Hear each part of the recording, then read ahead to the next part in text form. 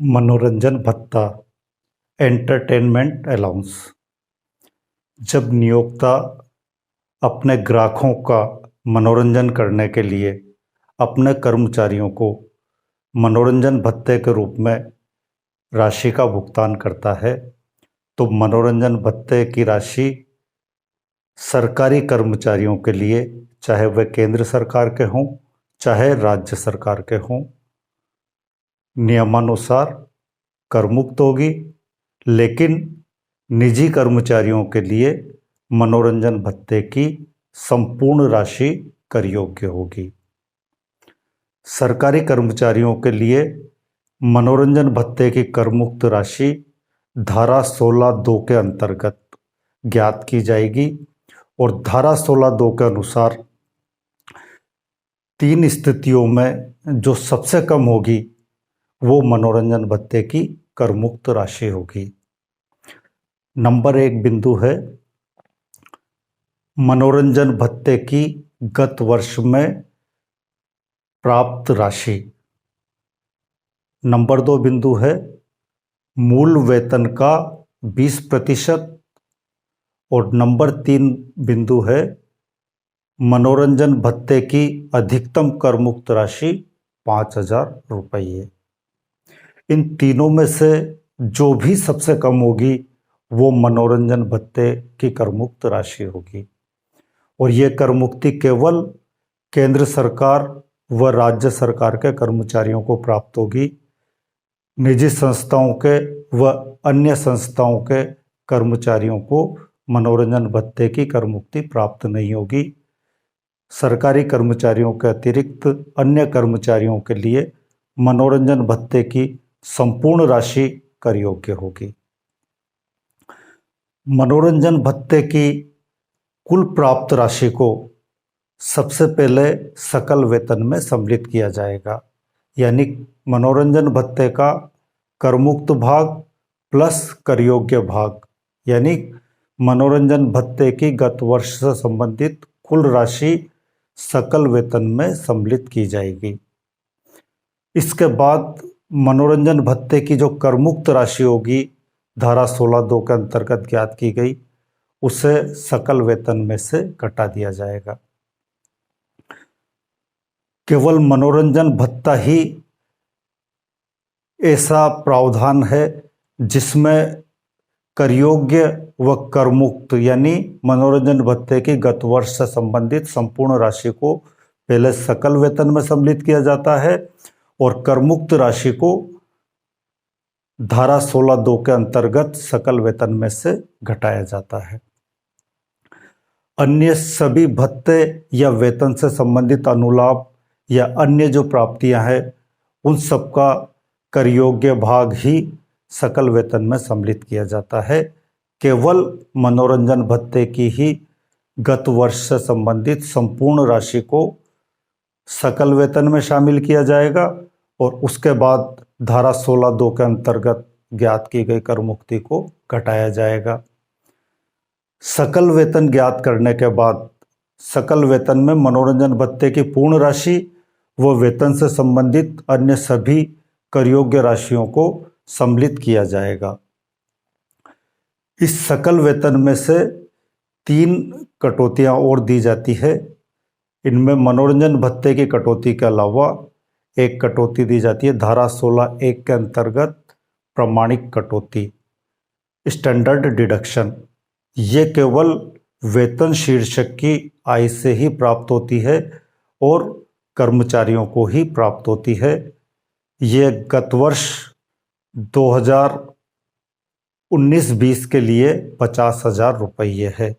सभी कर्मचारियों के लिए ये 50,000 रुपये की कटौती प्रमाणिक कटौती के रूप में 2019-20 गत वर्ष में घटाई जाएगी। 2020-21 शिक्षा सत्र के विद्यार्थियों के लिए कर निर्धारण वर्ष 2020-21 व उससे संबंधित गत वर्ष 2019-20 के प्रावधानों का ही हमें अध्ययन करना है और इस वर्ष के लिए प्रमाणिक कटौती धारा 16(1) की सकल वेतन में से 50,000 रुपये घटाई जाएगी और धारा 16(2) के अंतर्गत मनोरंजन भत्ते की करमुक्त राशि को घटाया जाएगा तथा धारा 16(3) के अंतर्गत यदि कर्मचारी ने व्यावसायिक कर या नियोजन कर का वास्तव में भुगतान किया है गत वर्ष में, तो उसे धारा 16(3) के अंतर्गत घटाया जाएगा। यानी पहले सकल वेतन ज्ञात किया जाएगा। सकल वेतन में वेतन शीर्षक से संबंधित सभी कर योग्य राशियों को सम्मिलित किया जाएगा। केवल मनोरंजन भत्ते की संपूर्ण राशि कर योग्य प्लस कर मुक्त दोनों को सकल वेतन में शामिल किया जाएगा और इस सकल वेतन में से धारा 16 की 3 कटौतियां दी जाएगी। प्रमाणिक कटौती स्टैंडर्ड डिडक्शन 50,000 रुपये, मनोरंजन भत्ते की करमुक्त राशि जो केवल केंद्र सरकार व राज्य सरकार के कर्मचारियों को प्राप्त होगी, इसका करमुक्त भाग धारा 16(2) के अंतर्गत और धारा 16(3) के अंतर्गत नियोजन कर या व्यावसायिक कर जिसका कर्मचारी ने गत वर्ष में वास्तव में भुगतान किया हो। ये 3 कटौतियां सकल वेतन में से घटाई जाएगी और इसके बाद जो प्राप्त होगा वो होगा कर योग्य वेतन। यानी हमने आज के इस वीडियो में मनोरंजन भत्ते के साथ साथ प्रमाणिक कटौती, व्यावसायिक या नियोजन कर की कटौती, सकल वेतन और कर योग्य वेतन के बारे में भी संक्षेप में पढ़ा। यहाँ ये ध्यान रखना है कि केवल मनोरंजन भत्ता ही ऐसा भत्ता है जिसकी संपूर्ण राशि को सकल वेतन में सम्मिलित किया जाता है।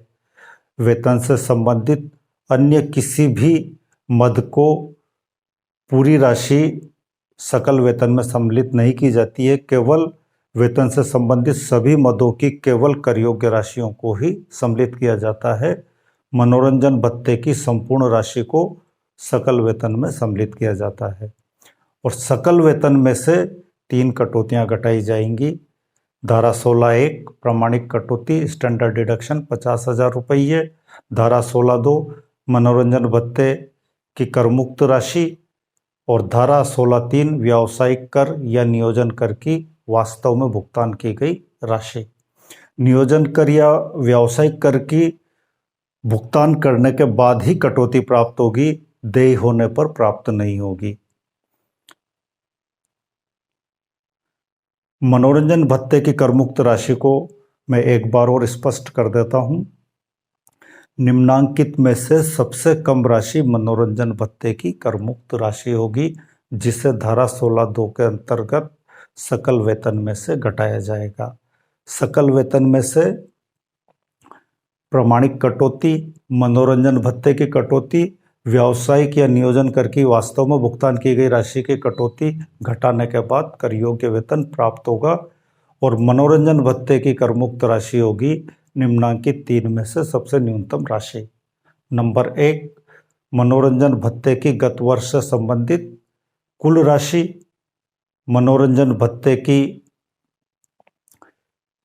अधिकतम करमुक्त राशि 5,000 रुपये और मूल वेतन का 20% या मूल वेतन का 1/5। इन तीनों में से जो न्यूनतम होगा वो मनोरंजन भत्ते की सकल वेतन में से कटौती दी जाएगी धारा 16(2) के अंतर्गत।